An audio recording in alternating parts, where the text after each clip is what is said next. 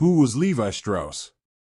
On March 14, 1853, Levi Strauss stepped off a steamship and onto a dock in San Francisco. At that time, most of California was still wild and untamed. But San Francisco was growing fast. Levi was one of 34,000 immigrants to arrive by ship that year. The city was bustling. Theaters, salons, and supply stores lined the walkways leading to the waterfront. The air smelled of salt and fish from the ocean. Sounds of ship horns blasted through the streets as people crowded around the docks to buy everything from food to lumber and steel. Back in New York, Levi had sold clothes and sewing materials with his brothers at J. Strauss and Brother. But now, he set his sights farther, wider. He was coming to California to expand his business. When he arrived, Levi looked the other businessman like the other businessmen. He stood 5 feet 6 inches tall, had dark hair and a big beard. He wore black pants, a black vest, jacket, and a bow tie, the style most businessmen wore at the time. Levi blended in with the crowd. Why were so many people flocking to San Francisco? Gold had been discovered in California in 1840. People were racing to try to make their fortunes. Levi, though, wasn't one of the gold seekers. Instead, Levi knew gold miners needed sturdy clothes, especially pants, to wear while they work in the dusty riverbeds. Levi planned to sell them rugged, long-lasting pants, but he didn't know how in demand they would become. Levi's jeans first became very popular with miners, but today nearly everybody wears them. More than 1 billion pairs of jeans are sold around the world every year. They are still made in a similar style, with the same denim material used so long ago. The pants that Levi Strauss made for working men are still a fashion favorite today. Chapter 1. Life in Bavaria. Levi Strauss was born, Loeb Strauss, on February 26, 1829, in Buttenheim, Bavaria. His parents were Hirsch and Rebecca Strauss. Loeb was the youngest of 7 children. 5 of them were from his father's first marriage. Hirsch was a hard-working door-to-door salesman who sold sewing supplies such as fabric, thread, and buttons. Rebecca stayed at home and took care of the children.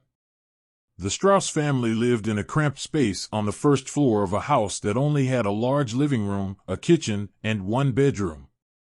The Strauss family was a close and loving one. The children were taught to help and look out for one another. The family was Jewish. Loeb's childhood was filled with going to Hebrew school, a school for Jewish children, helping his mother with chores, and playing with his brothers and sisters and his cousins, who also lived in the same town. Bavaria. Bavaria is one of 16 states of Germany. It has a population of more than 12 million and is located in the southeastern part of the country. In the 1800s, Bavaria was a kingdom in the Germanic Confederation, what Germany was called at the time. When Loeb was born, it was ruled by King Ludwig I, and about 4 million people lived there. Bavaria's capital city is Munich. It is Germany's 3rd largest city. In September or October, Munich hosts a giant fair called Oktoberfest that lasts 16 to 18 days. People come from all around the world to drink and eat, ride on amusement rides, play games, and listen to music. The city has been hosting a festival like this almost every fall since 1810. Most people in Bavaria were Roman Catholic, but the Strausses were Jewish. Many people there hated Loeb's family and other Jewish people just because of their religion. Government rules made life even worse for the Strauss family and all Jewish people there.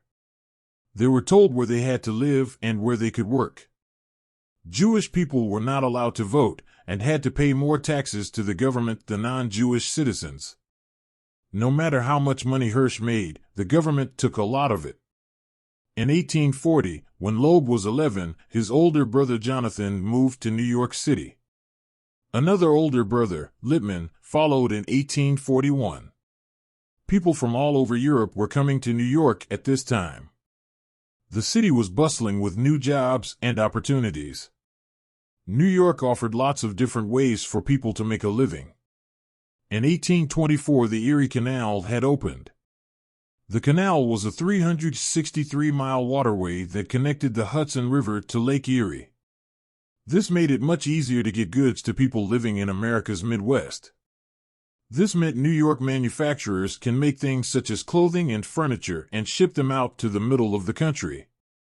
As a result, the new New York businesses were popping up every day. And the Strauss brothers wanted to open a business, too. Soon after Lippman joined Jonathan in the United States, they opened a small store in New York City called J. Strauss and Brother. They sold sewing supplies, but unlike their father, they didn't have to travel at all. They had a store, and customers came to them instead.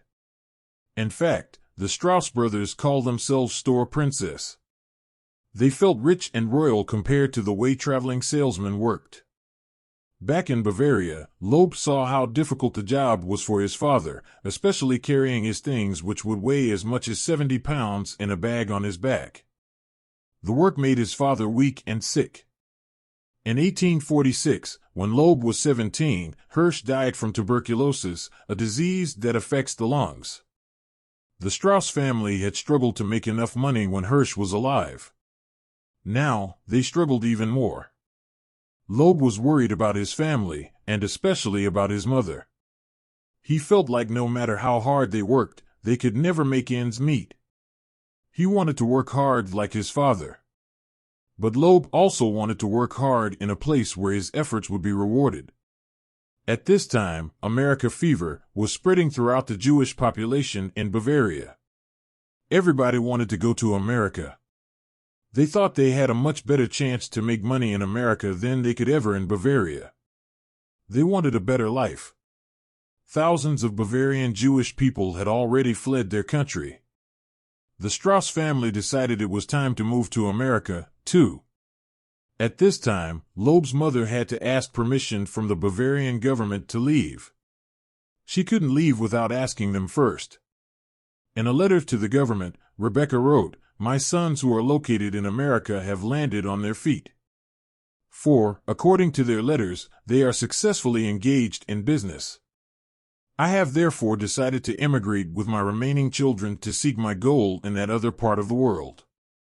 It took more than a year, but this family was finally granted permission to leave Bavaria. They were coming to America to make better lives for themselves. Chapter 2: Coming to America.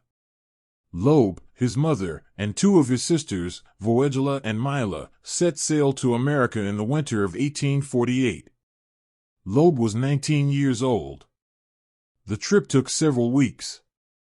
They traveled in the lower decks of the ship.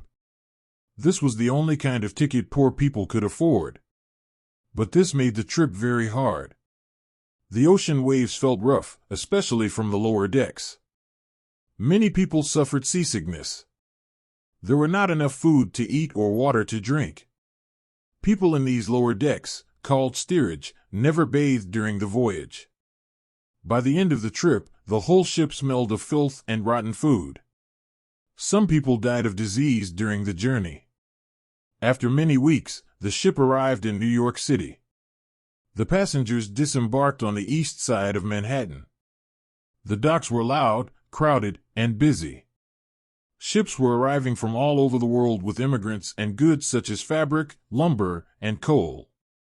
People were buying and selling clothes, furniture, and even musical instruments all day and night along the docks. Not far from the docks, new buildings were being built. There were markets filled with meat and cheeses, and brand new stores like the one Lopez brothers had opened to sell fabric. The Strauss family was tired from their difficult journey, but felt lucky to have reached their new home. The family moved in with Jonathan and Lippman, sharing their small New York apartment, called a tenement. Lowe went to work with his brothers at the family store in the same neighborhood as their apartment on the Lower East Side. The three brothers worked long hours buying and selling dry goods, items like coats, pants, hats, buttons, thread, and fabric to make clothes. Loeb was now known by his Hebrew name, Levi. Levi sounded more American, and was easier to pronounce for non-German-speaking people who came to shop at the store. Levi's brothers and sisters also changed their names. Jonathan was now called Jonas, and Littman was called Louis. Voegela was now Fanny, and Mila became known as Mary. Life in New York was better for Levi than it had been in Bavaria. The family was reunited. Tenement living. During the entire 19th century, immigrants flocked to New York City. They were looking for a better life than they had in their own countries. So many people came, in fact, that there were not enough places for them to live once they arrived. To solve this problem, many low-rise, four-story buildings on the Lower East Side of the city were turned into 6 to 8 apartments, called tenements. Many families who lived in tenements faced terrible living conditions. These cramped apartments were often made from cheap materials and had little to no indoor plumbing. And because of poor ventilation, tenements also had bad air quality. This resulted in disasters like fires and left people at risk of catching many diseases that spread rapidly. By 1900, 70% of New York's entire population, more than 2 million people, lived in tenement housing. Laws were eventually passed to make tenements safer places to live. They had enough to eat. The neighborhood was called Klein Deutschland, Little Germany, because so many German immigrants had settled there. Unlike in Germany, however, the U.S. government didn't tell Jewish people or other immigrant groups where they could live. They were free.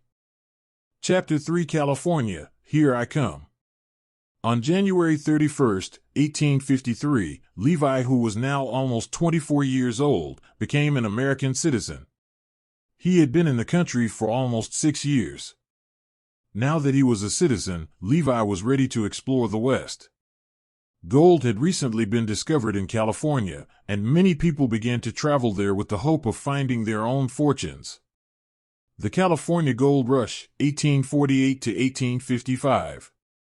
The California Gold Rush began on January 24, 1848. Carpenter James Marshall discovered gold in the American River, 100 miles inland from the city of San Francisco. Newspapers across the country ran stories about the discovery. Before the gold was found, only about 1,000 settlers lived in the area. By the end of 1849, more than 100,000 settlers lived there. The people who came, mostly men, traveled thousands of miles to get to California. Their trips were difficult and dangerous. Once they arrived, many lived in tents along the river, digging for gold with just a pick and a shovel. It was estimated that more than 750,000 pounds of gold, worth $2 billion, this found during the gold rush. But there were a lot of people that were looking for this treasure. Some miners made as much as $100 a day. The average was $20 a day. Often, they would find nothing at all, which meant they didn't make any money. Gold digging was hard work, the hours were long, and the cost of living, clothes, food, and shelter was high. The people who made the most money during the gold rush were the businessmen who sold supplies, food, and clothes to the miners, not the miners themselves. Levi wanted to go to California, too. But it wasn't to dig for gold. Levi and his brothers knew that miners needed sturdy clothes to live and work there. The Strauss brothers saw an opportunity. There were already many fabric stores in New York. But in San Francisco, theirs would be one of only a few. In February 1853, Levi decided to leave New York for California. He was young and single. This made it easier for him to head out on his own. You had a couple of different travel options, but none of them were easy. In the end, Levi chose not to travel overland. He would take a ship, but with a shortcut.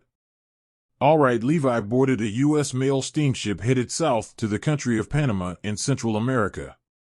This trip took only about 10 days.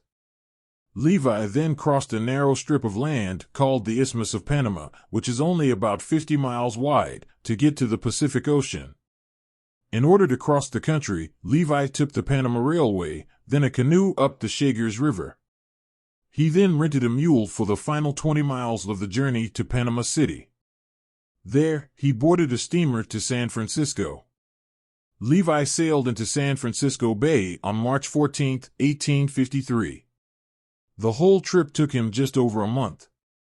San Francisco is a city located midway along the coast of California. From there it is about 100 miles inland to the American River, where the first gold had been found. Thanks to the gold rush, more than 100,000 non-native people lived there at the time of Levi's arrival. The city was booming with activity, especially along the docks. The smell of saltwater from the bay swirled in the air. Crowds of people loaded and unloaded cargo from ships. Others picked up their mail or greeted passengers who were arriving for the first time. Levi, along with everybody else, depended on the ships to bring everything they needed, from food to clothing to building supplies. San Francisco was a rapidly growing city. It was growing so fast, in fact, it was called an instant city. The year Levi stepped off the ship, the city had 160 hotels, 66 restaurants, 63 bakeries, and 19 banks. Less than 6 years earlier, this same area had been practically empty and desert-like. A couple of weeks after Levi reached San Francisco, he received many boxes from his brothers. They were filled with silk and cannabis cloth for Levi to sell. Look out, California, the Strauss family was open for business.